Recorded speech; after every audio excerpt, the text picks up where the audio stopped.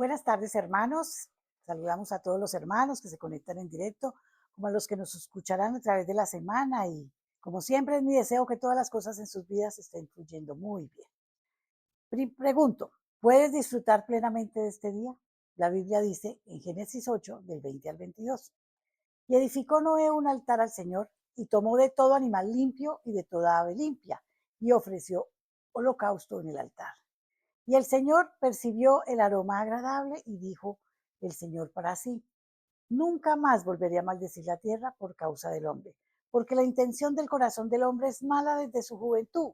Nunca más volveré a destruir todo ser viviente como lo he hecho, pues mientras la tierra permanezca, la siembra y la siega, el frío y el calor, el verano y el invierno, el día y la noche, nunca cesarán.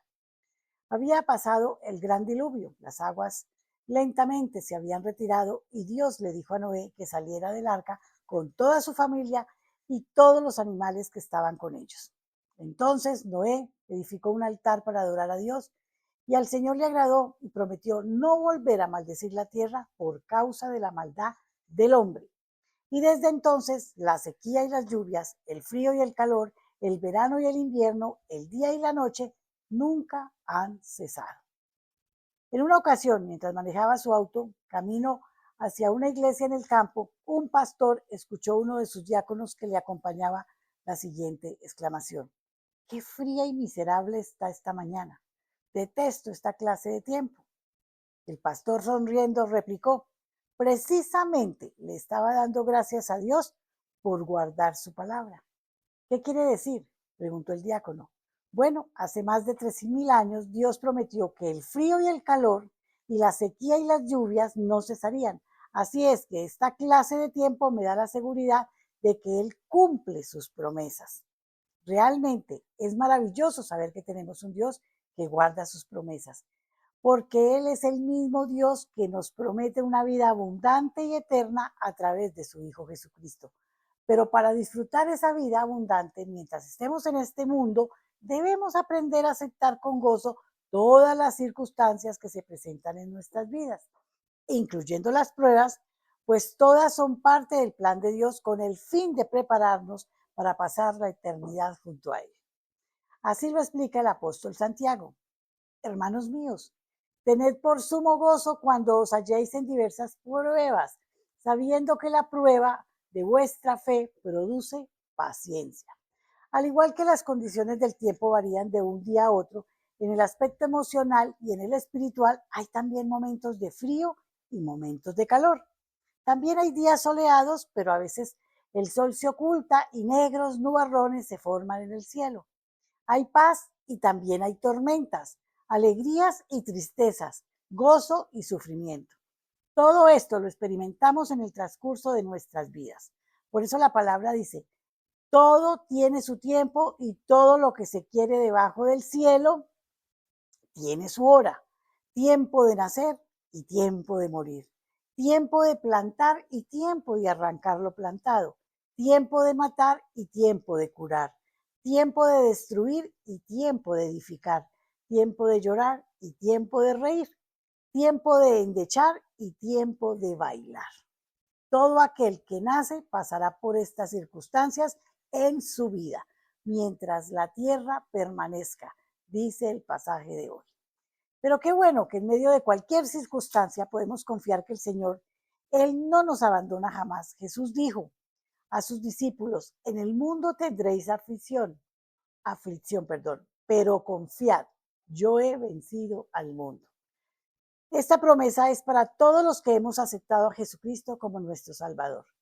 Si buscamos el rostro del Señor en oración cada día de nuestras vidas, si escudriñamos su palabra, meditamos en ella y la aplicamos a nuestro diario vivir, el Espíritu Santo nos capacitará para regocijarnos en todo tiempo y aceptar la adversidad, el sufrimiento y la tristeza, con la seguridad de que será para nuestro bien, como nos afirma.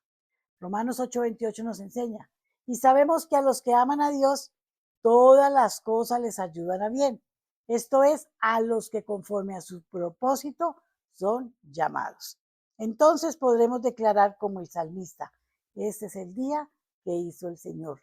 Nos gozaremos y alegraremos en él. Vamos a orar. Padre Santo, yo te doy gracias por tu fidelidad, cualesquiera sean las circunstancias que me rodean. Por favor, capacítame, Señor, para disfrutar plenamente de tus bendiciones. Y si yo las puedo disfrutar, usted las puede disfrutar, hermano. Todos y cada uno podemos gozarnos plenamente de las bendiciones del Señor. Todo esto te lo pedimos en el nombre de Jesús. Amén y amén. Los dejo una vez más en compañía de nuestro amadísimo pastor John Jairo. Amén. Muy buenas tardes a todos. Que la paz y la gracia y el amor de nuestro Señor se esté manifestando poderosamente en sus vidas. Hoy desde Bogotá, mañana día de elecciones, muchas expectativas. Confiamos en que el Señor va a hacer su voluntad. Cualquiera que sea la voluntad de Dios, es buena, agradable y perfecta.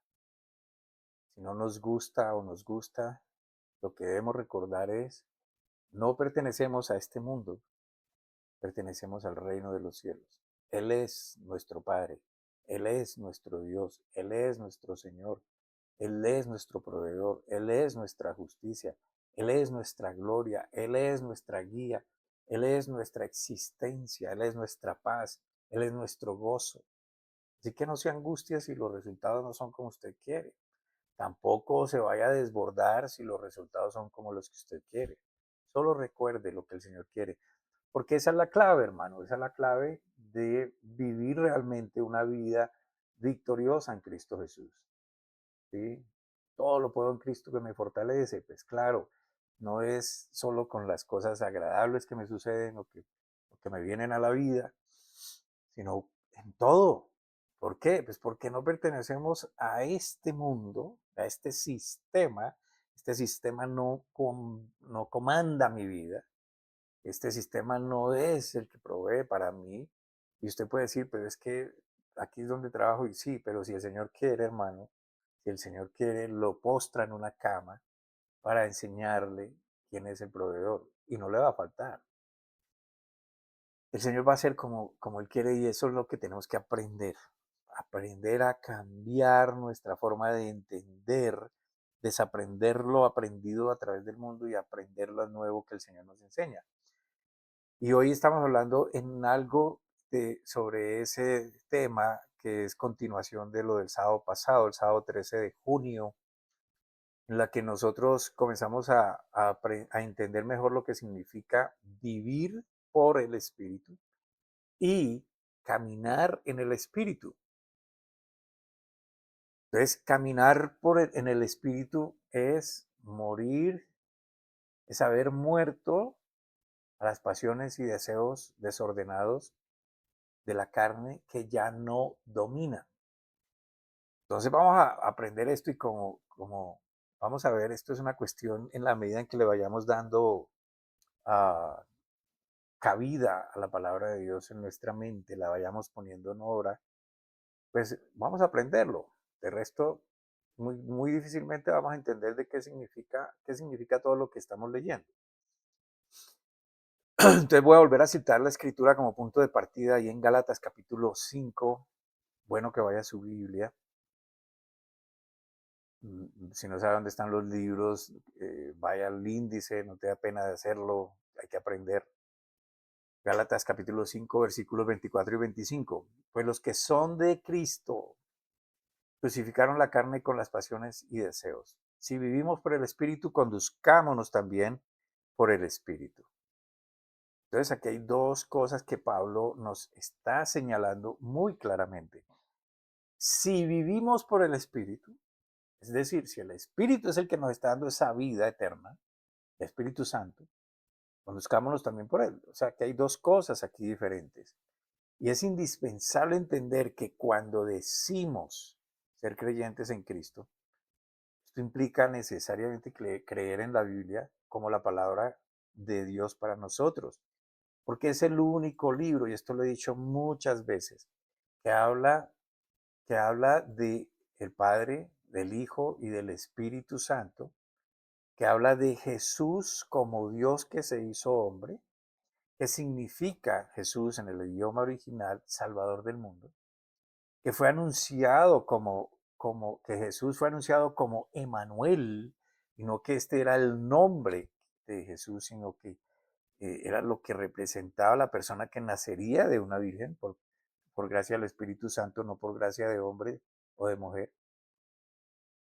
Y Emanuel quiere decir Dios con nosotros, que fue lo que descubrieron después el apóstol Pedro, cuando el Señor preguntó, ¿quién dices tú que soy yo? Y dice, tú eres el Cristo. Fíjese que no le dijo, ni eres Emanuel, ni eres Jesús, sino que eres el Cristo. Y ahora, en el idioma original, lo que le estaba diciendo Pedro al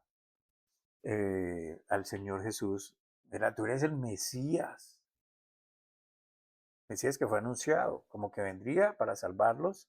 Lo que pasa es que ellos no entendieron, los judíos no entendieron en ese tiempo, que no era para salvarlos del imperio romano, que era el que estaba gobernando en ese tiempo, sino para salvarlos del pecado, de las consecuencias del pecado, que es muerte eterna. Y eso quiere decir el Mesías redentor. Amén. Dios con nosotros, Salvador del mundo, redimiendo la humanidad. Es el único libro que enseña además que Jesús vino a dar la vida como 100% hombre y 100% Dios. Y eso indica y enseña que fue Dios mismo en la forma de hombre, como siervo, como nosotros, en esta forma, dando la vida por cada persona que ha vivido, que vive y que vivirá hasta que llegue el fin. Nosotros fuimos creados a esa imagen. O sea, lo que el Señor dice, fuimos creados, ustedes fueron creados a su imagen y semejanza, es decir, a la imagen del que se iba a manifestar, semejanza del que lo creó. Por eso nosotros tenemos espíritu, todos somos personas, pero tenemos un cuerpo como el de Jesús, cuando estuvo en la tierra, no como el de ahora. ¿Y por qué lo hizo, hermano? ¿Por qué lo hizo? Es por amor a nosotros. Y lo hizo con el fin de atraernos a Él mismo, pagando por nuestros pecados. Él pagó por nuestros pecados. Es el único libro que enseña la diferencia entre lo que es malo para la humanidad, y escuche, de acuerdo a la verdad, no a lo que nos parece a nosotros que es malo, y que nos enseña lo que es bueno, no lo que nos parece a nosotros que es bueno, sino lo que es correcto, lo que nos edifica, lo que nos forma, lo que nos conviene. Amén. Nos conviene para el espíritu, para el alma y para el cuerpo. Y que enseña que sí le sirve, que sí le conviene, que sí lo edifica, que lo construye como persona. Porque es que es muy fácil hoy decir esto es correcto, esto es incorrecto, con base en la sabiduría del hombre. Y resulta que el Señor dice a lo malo le llaman bueno y a lo bueno le llaman malo. Entonces el que nos descubre que es lo bueno es el que perfecto, el que todo lo sabe. Y al hacerlo, al identificar esto, que es lo bueno, y dejarnos guiar poniendo en práctica lo que Él nos revela como bueno, pues nos acerca más al carácter de Jesucristo, nos va transformando. Si usted se dice cristiano, hermano, si usted se cree a sí mismo cristiano, no hay otra fuente donde su fe pueda ser edificada. De hecho, si usted se autodenomina creyente cristiano, cristiano católico, cristiano protestante, cristiano evangelista, cristiano, su fe se deriva de lo que enseña la Biblia. No hay otro libro. Lo invito a que, si existe otro libro, me lo enseñe. Entonces su fe tiene que ser edificada en la fuente, porque la palabra de Dios es el deseo de Dios que hizo que se escribiera solo lo que hay allí, porque hay mucho que no podemos entender, que Dios dice, si no les puedo dar todo, y con lo que nos dio es infinito. Si no acudimos a esa fuente, si su fe no se edifica en esa fuente, usted está practicando una religión. Usted está siendo susceptible a que lo lleven por cualquier doctrina, por cualquier filosofía. Usted no tiene una base fundamentada en la Biblia, porque además existe teología de otra índole que no está basada en la Biblia. La teología bíblica enseña sobre el Dios creador de todas las cosas y solo Él como único Dios y solo Jesucristo como Dios hecho hombre y solo Jesucristo como el intercesor único entre Dios y los hombres. Porque hay otras teologías, no necesariamente con base en la Biblia. Entonces, no hay otra fuente donde su fe, si es cristiano, pueda ser edificada, formada bajo la voluntad del Dios creador, que para nosotros esa voluntad es buena porque lo dice la palabra, es agradable y es perfecta. ¿Cómo lo sabemos? Cuando lo aplicamos. Romanos 12:2, léalo. Si nuestra fe en Cristo no está fundamentada en la revelación, escuche, no la información que da la Biblia por medio de la misma fuente. Es decir, si yo tengo la Biblia como un libro que leo, pero no me está siendo revelado, porque una cosa es lo que usted entienda literalmente, lo que está escrito, y otra cosa es lo que viene como revelación de lo que está escrito. Y eso lo da la misma fuente que hizo que se escribiera, que es el Espíritu Santo. Por eso el Señor dijo, me conviene que me vaya para que venga sobre ustedes el Espíritu Santo, porque Él está para enseñar, para guiar, para redarguir. ¿Ven? Entonces, si no es inspirada por el Espíritu Santo, no hay revelación del Espíritu Santo, hay simplemente información intelectual. Y si no hay una relación, no hay una revelación con el Espíritu Santo, quiere decir que no hay relación con Dios, por más de que usted crea y esté convencido de que en sus prácticas religiosas usted tiene una relación con Dios. Eso lo enseña la Biblia. No lo digo yo, no lo digo yo porque a mí me parece. Yo lo estoy diciendo con conocimiento, con entendimiento de la palabra. Entonces, si usted no va a la fuente, usted no conoce a Dios, no conoce al Dios de la Biblia, no conoce a Jesucristo y no conoce al Espíritu Santo, no sabe cómo relacionarse con Dios, no sabe por qué Padre, Hijo y Espíritu Santo, no sabe si tiene o no tiene el Espíritu Santo, no sabe si usted es salvo o no es salvo, no sabe cómo la palabra lo puede transformar, no sabe cómo sujetar su carne, sus pasiones y deseos. Ellos lo van a seguir dominando. Ahora bien, el Espíritu Santo, a través de Pablo, bajo la inspiración, escribió todas las epístolas como los demás apóstoles y demás escritores en la Biblia le escribieron para que nosotros hoy seamos guiados de esa manera por el Espíritu Santo que lo guió a él. Ahora recuerden, no es solamente que el Espíritu Santo llegue, sino para poder probar el Espíritu Santo, lo que Él me revela lo voy viviendo, lo voy poniendo en mi propia vivencia. ¿Ven? Vivir por el Espíritu es la garantía que tenemos de una nueva vida, una vida sellada que pasa a pertenecer a Dios, una vida apartada de este sistema para Dios. Esa es la fe, esa es la salvación. Muy noblemente, tal vez, no románticamente, podemos decir que somos hijos de Dios y no serlo, porque no depende de nuestro deseo, de nuestras ganas, de nuestro convencimiento, de nuestra fuerza, de lo que yo creo que soy yo mismo tan bueno. Depende de lo que Dios ha diseñado para que lo seamos, que seamos hijos de Él.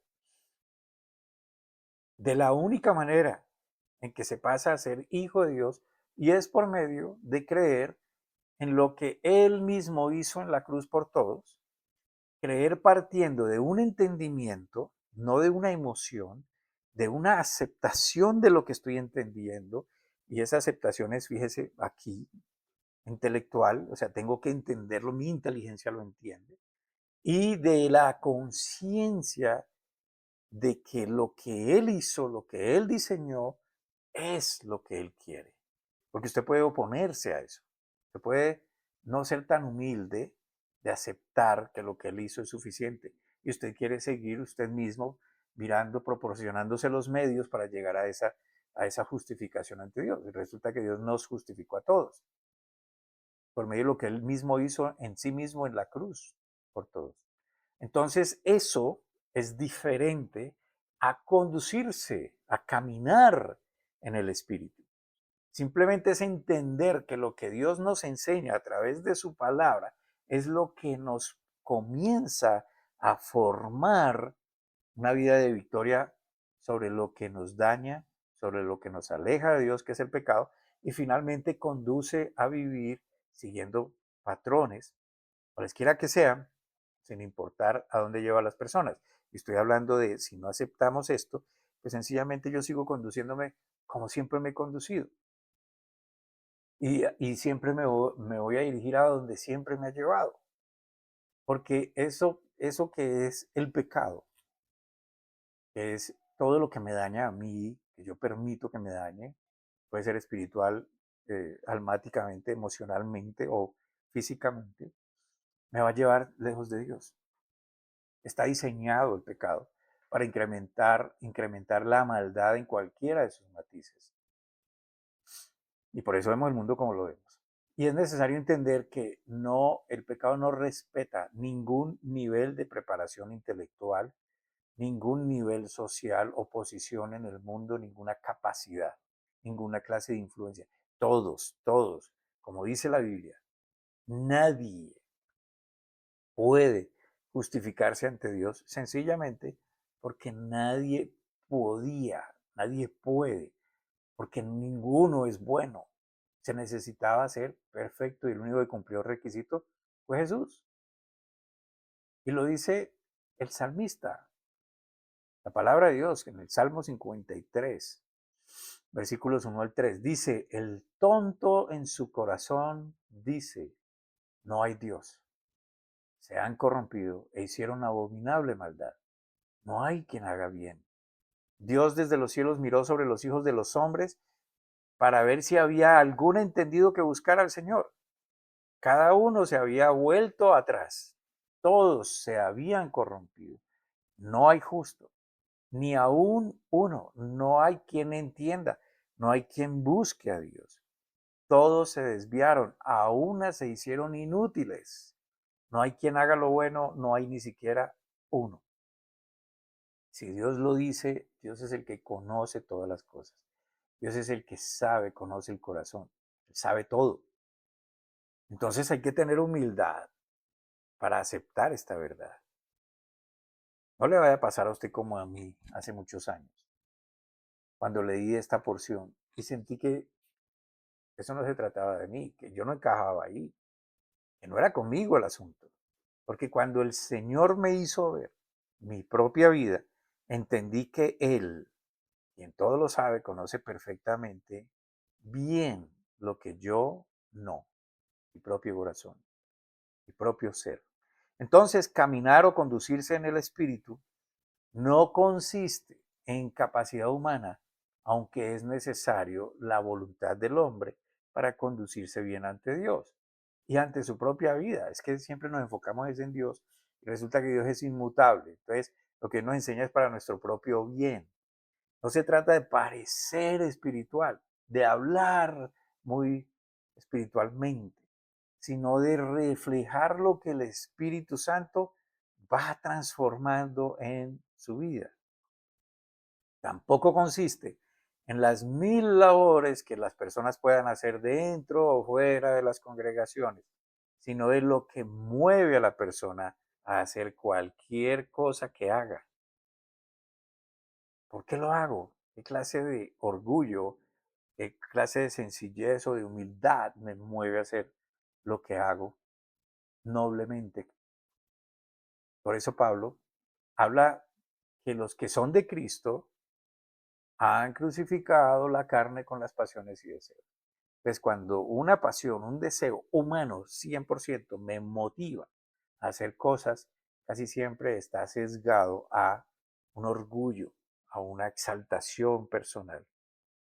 Significa que estas personas, que los que son de Cristo han crucificado la carne, significa que ya viven su vida con base en el entendimiento y conocimiento de lo que el Señor les revela por la palabra, no por los impulsos, por las pasiones momentáneas, incentivadas por sucesos mundanos, momentos que tienen el afán de mover a las personas más por sus sentidos, sus emociones, que por una conciencia incentivada por la sabiduría de lo que no es bueno no construye, no edifica a la persona en sí. Esa sabiduría se adquiere por medio de la lectura. Una vez usted lee, medita en lo que lee, estoy hablando de la palabra, medita en lo que lee, viene la revelación y la aplicación de lo que el Señor le está revelando a través de su palabra. Entonces usted va adquiriendo sabiduría, una conciencia que ya no es activada por estas pasiones, sino por la palabra de Dios. Entonces el Señor me dice qué hacer, cómo hacer, cuándo hacer, dónde hacer, a quién hacer, por qué hacer. Es decir, si no leemos, si no oramos pidiendo la dirección, la sabiduría de Dios, no estamos pasando de ser solo salvos o de otra manera solo religiosos. No se disfruta entonces de la enseñanza, de la nueva vida que el Señor, solo por la revelación de su palabra, nos está ofreciendo. Por consiguiente, se hace difícil conocer el fruto que se puede experimentar por dejar que sea el Espíritu Santo de Dios en nosotros, manifestándose. Seguirá manifestando entonces lo contrario. El fruto del Espíritu, ustedes lo conocen: gozo, paz, paciencia, benignidad, fe, bondad, templanza, dominio propio. Fruto del Espíritu. Ya no se experimenta, no se va a experimentar esto.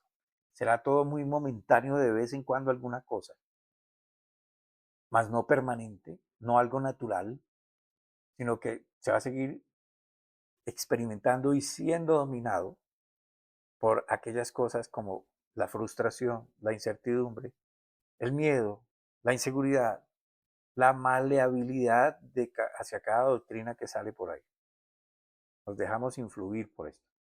No se va a reconocer con facilidad el pecado, resultando entonces como consecuencia la aceptación de conductas malas como buenas cuando no lo son. Y lo bueno va a ser rechazado porque no se entiende la diferencia entre una y otra cosa. Y son esas cosas que las llamamos, podemos llamarlos tapones, impedimentos, que hacen que el Espíritu Santo ya no fluya en el creyente. Y por eso son entonces las cosas que pasan con los creyentes, cuando la voluntad humana se impone a la voluntad de Dios. La carne sin crucificar es ese bloqueo, simplemente impide que el espíritu que vive en la persona, en el creyente, fluya de manera natural, libre en el diario vivir. Por ejemplo, como dije el sábado pasado, si la Biblia me enseña que robar es malo, que para mí trae consecuencias malas y puede traer consecuencias a mi entorno, que no es bueno ni para mi espíritu, ni para mi alma, ni para mi carne. Amén. Porque esto me aparta, esa práctica de robar me aparta de entender, primero, que soy amado por Dios, que lo que debo crucificar es ese deseo de robar, de, de lo que debo, al dejar de hacer esto, es derribar y destruir todo argumento que yo puedo tener en mi cabeza que me lleve a justificar, cualquiera sea el nivel de justificación, la clase de justificación, a que robar es necesario y por eso no puedo dejar de hacerlo. Si yo entiendo y hago caso a lo que Dios me dice, que robar no es bueno para mí y puede traer consecuencias a los demás, lo que tengo que hacer es crucificar el deseo de robar. Y cuando derribo ese deseo, sujeto ese deseo de robar, estoy derribando argumentos que tengo para sustentar lo que hago. Es decir, no, es que yo tengo que robar para poder vivir. Derribo esos argumentos y esos argumentos, así de chiquitos, se oponen a que yo conozca verdaderamente de Dios. ¿Por qué? Porque no hago como Dios me dice. Al no hacer como Dios me dice, no sé si lo que Dios me dice es bueno, agradable y perfecto. No sé si Dios me está diciendo la verdad. No sé si lo que Dios me dice es confíe, tenga plena seguridad en mí. Yo soy su proveedor. No lo voy a entender nunca. Entonces, cuando yo dejo de hacerlo porque le creo al Señor, comienzo a entender por la vivencia propia que robar realmente no me sirve, no me conviene, no es bueno para mí y puede ser malo también para otros. Ahora bien, si se comprende todo esto, dejaremos de buscar nuevas experiencias emocionales, sensoriales, espirituales, nuevas doctrinas, nuevos pastores, como dicen algunos, con nueva unción. Bueno, la unción es el Espíritu Santo. Si usted tiene el Espíritu Santo, usted tiene la unción. No se da por gotas. ¿Sí? Lo que a usted le falta es llenarse del Espíritu, llenarse de la palabra. Entonces la gente busca a un lado, al otro, porque necesitan sentir. ¿Ven? No transforman su mente y por lo tanto no pueden probar que la voluntad de Dios es buena, agradable y perfecta. Lea Romanos 12:2. Entonces, si comprendemos todo esto, sabremos que ya tenemos todo dentro de nosotros para lograr vencer esa carne. Los pastores, los maestros, los dones dentro del cuerpo de Cristo estamos para ayudar a los demás a conocer quién es nuestra cabeza. Nuestra cabeza es quien dirige todo lo demás, el cuerpo es quien nos enseña, nos dirige, nos guía. ¿Amén? Por lo tanto, tenemos esa revelación de quién es nuestra cabeza. Y nuestra cabeza es la que nos enseña. ¿Y cómo aprender a depender de ella? Son dones que el Espíritu Santo da a quien quiere como Él quiere. No proviene del deseo de los hombres ni de la capacidad que tenga una persona, sino exclusivamente de Él. Así que la carne, sus pasiones, sus deseos, no deben bloquear el fluir del Espíritu. Crucificar la carne no es odiar la carne, no es odiar el cuerpo, no es maltratar el cuerpo, no es separarse del mundo para evitar mezclarme con la tentación, con los demás. No es que nunca vamos a enfrentarnos a tentación. Tenga en cuenta que la tentación no es pecado, el pecado es caer en la tentación. ¿Ven? Tampoco se trata de dejar de sentir, yo fui creado para sentir. El asunto es que mis sentidos, mis sentimientos, mis emociones no deben guiarme, no deben dominarme, no deben controlarme. Sentí odio, entonces bajo el odio hice cosas bárbaras. Sentí deseo, entonces bajo el deseo hice cosas. No estoy siendo sabio. ¿Ven? Entonces no es dejar de sentir, es cómo controlar estas cosas. Y cuando las controlo, soy gobernado por el Espíritu Santo, pero las controlo por la sabiduría que he adquirido, no porque me esfuerzo. ¿Amén? Entonces aprendo a dominarlas, esas pasiones, hasta el punto de que ya están entendiendo que ya están muertas, ellas ya no tienen por qué revivirse. Un ejemplo, piensa en el proceso de la crucifixión, donde murió Jesús, allí murió Jesús, en la cruz. ¿Qué pasaba con Jesús? Todavía estaba respirando, pero había impedimentos, no podía moverse, no podía tomar decisiones, aunque deseara tomar decisiones, las tomaba y no pasaba nada, ni tampoco tuvo autoridad sobre lo que sucedía, no, simplemente no pudo evitar ser crucificado porque además él sabía lo que iba a pasar y sabía que en lo que iba a pasar, sujetando estas emociones, él iba a lograr la victoria para todos nosotros. Su carne que llevaba nuestros pecados, esas pasiones desordenadas, nuestros deseos desordenados, netamente pasionales, estaban en su cuerpo. Todo esto lo cargó en nosotros. Fueron crucificados allí. Es decir, lo que nos impedía llegar al Padre, Él lo llevó en la cruz por nosotros. Todo su pecado, todo ese pecado lo llevó en la cruz. Ahora, si yo tengo la conciencia, porque Dios me lo está diciendo, que yo fui crucificado juntamente con Cristo, tengo la conciencia de que eso no debe vivir más, porque el pecado está diseñado para mover primero mis pasiones, mis deseos, y así controlar estas pasiones y deseos, mi intelecto y mi voluntad, porque resulto haciendo lo que mis impulsos me mandan. Entonces, si yo tengo esa conciencia de que esto ya fue crucificado en la cruz y que ahora estoy bajo el Espíritu Santo y que ese poder del Espíritu Santo puedo dejar que yo mismo lo puedo dejar que fluya haciendo caso a lo que Él me enseña, entonces el poder del Espíritu Santo viene a tomar control de mi propio cuerpo. Es una experiencia, cada uno tiene que vivirla, usando la sabiduría de Dios, entendiendo que esto ya fue crucificado, entendiendo y llevándolo a la razón de que esto no puede controlar mi vida, entendiendo que he sido dotado con el Espíritu Santo y que si hago como Dios me dice, el poder del Espíritu Santo comienza a florecer en mí. Ahora, la carne existe, ¿sí? Todavía siente, pero ya no tiene autoridad para dictar la conducta del creyente a menos que usted se la dé. Si usted dice, no, es que no puedo aguantar, hermano, no se trata de en su fuerza yo aguanto, sino qué dice la palabra. No tengo por qué vivir a esos deseos, porque ya fue crucificado allá. Ahora Cristo vive en mí. No obedezco a lo que mi carne dice, sino a lo que Cristo, a la vida que Cristo lleva en mí. Entonces, ya no puede esas emociones, esas pasiones, ya no puede conducirme donde quiera porque yo ya he sido crucificado y voluntariamente en la cruz junto con Cristo. Aunque siento, aunque puedo tomar decisiones, no vivo para eso, vivo para esto otro. Es la condición que hace posible caminar en el Espíritu. Pablo lo dice de esta manera en Gálatas capítulo 2, versículo 20. Y ya no vivo yo, sino que Cristo vive en mí. Y lo que ahora vivo en la carne, lo vivo por la fe de Dios. El Hijo, quien me amó y se entregó a sí mismo por mí.